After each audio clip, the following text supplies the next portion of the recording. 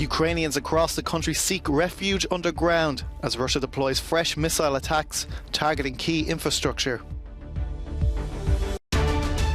France's defence minister pledges further support to Kyiv, while Moscow doubles down on its military aims in Ukraine. Kosovo roadblocks to be removed from today, says Serbia's president. Brussels discusses possible measures for a coordinated approach on Chinese travellers after Beijing announced the easing of travel restrictions.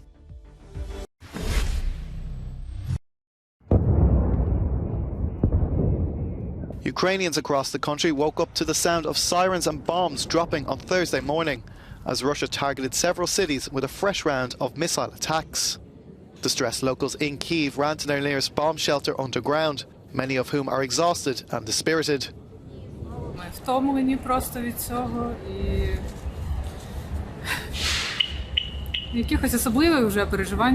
We are just tired of this. Yes, we are trying to react and go to the shelter, but this interrupts our life. We don't know how long the war will last. It's hard to be afraid every day and put your life on hold. We're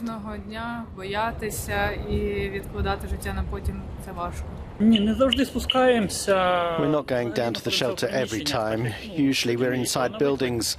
But as we were on call and almost there, we decided to go to the shelter.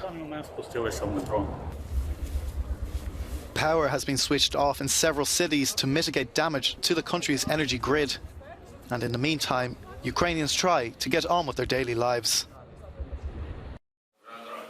Paris has pledged a €200 million fund and military equipment to Ukraine, including anti-missile systems. The announcement follows French Defence Minister Sébastien Lecornu's audience with Ukraine's President Volodymyr Zelensky in Kyiv. Zelensky later expressed his gratitude in his nightly address. I met with the French Defence Minister who arrived in Ukraine, he said. We discussed cooperation over the year, the reconstruction of our country and another step in strengthening our air defence. Thank you, France. Paris has already supplied Kyiv with advanced weaponry and is training 2,000 Ukrainian soldiers on French soil. On Wednesday, defending troops showed members of the press one of their French howitzer cannons in action. I like it very much because of its agility, this commander says, and the speed of shooting. We could easily change our positions with this vehicle to work on our targets. Meanwhile, in a TV interview, Russia's Foreign Minister Sergei Lavrov reiterated Moscow's conditions and said its, quote, perseverance will help it achieve its goals in Ukraine. We never reject proposals to reach diplomatic agreements, said Lavrov. The conditions under which we are ready to start discussing these agreements are well known. One non-negotiable condition is that the 4 eastern annexed Ukrainian territories belong to Russia. While Moscow continues to train some of its personnel in Belarus, authorities in Ukraine say anti-missile systems are tackling a fresh wave of missile strikes across the capital, Zhytomyr and Odessa. Overnight in the Black Sea port of Odessa, Ukrainian workers started dismantling a monument to Catherine the Great, the 18th century Russian empress. 226 years after her death, the statue's removal is part of efforts to de-Russify the city. Half of residents backed its removal in an online poll. Others weren't quite so sure. I think that history is history. Of course, what the Russians have done to our Ukraine is not good. But I don't know. I think history should be preserved, whether it's good or bad. Catherine the Great's statue was erected in 1900 but removed by the Soviets in 1920.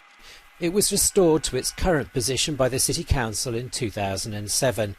Russia's relentless destruction of Ukrainian cities this year means the country's leadership is keen to erase any trace of its legacy in their country.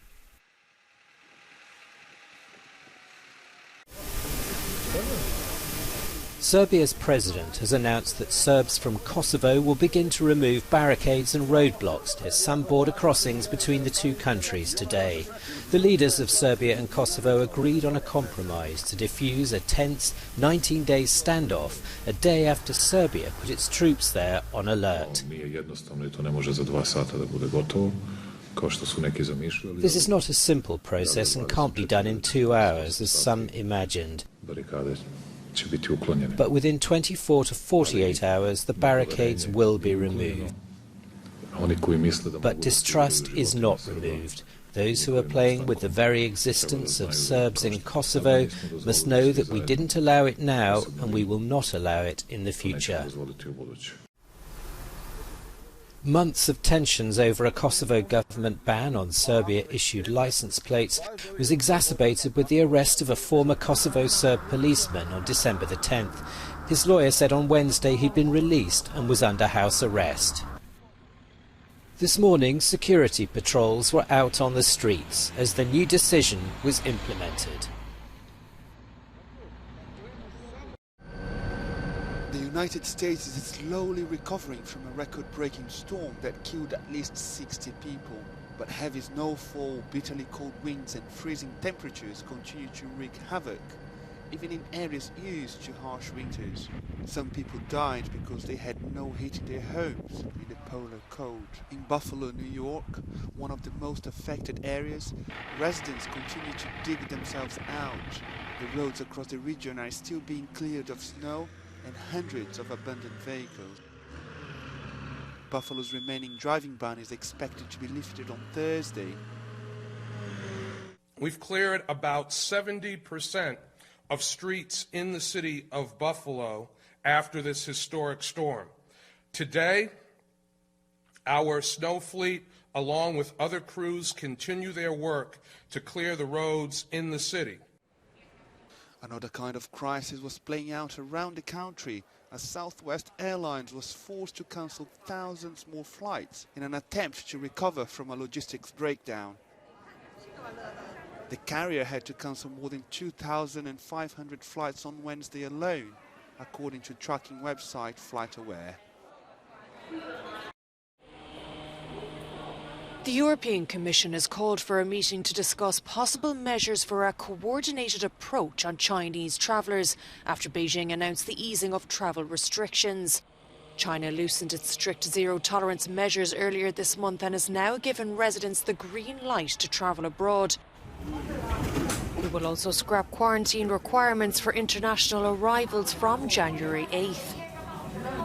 However, Brussels has expressed concern about China's lack of transparency surrounding the recent surge in cases. The US, India and Japan have already introduced compulsory testing for all incoming travellers from China amid concerns of new variants. Back on the European bloc, Italy says it will begin to test all arrivals from China and has urged neighbouring EU members to do the same.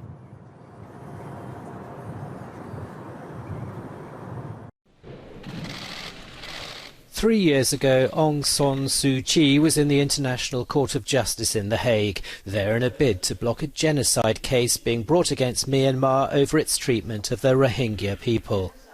This Friday, the deposed leader will be in a court in her own country to hear verdicts handed down by the military junta that removed her from power in February 2021, ending a 10-year experiment with democracy in her country. The 77-year-old who won the Nobel Peace Prize in 1991 is being held in a jail and claims the charges against her are a sham. She spent nearly 15 years in detention at the hands of the military from 1989 to 2010. Her reputation abroad was tainted by her handling of the Rohingya crisis, which started in 2017.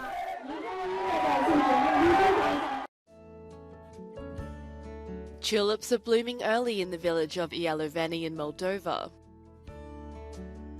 For more than 3 years, an entrepreneur has brought bulbs from Holland and grown them with a technique that allows them to bloom much earlier, to the delight of everyone's eyes this holiday season.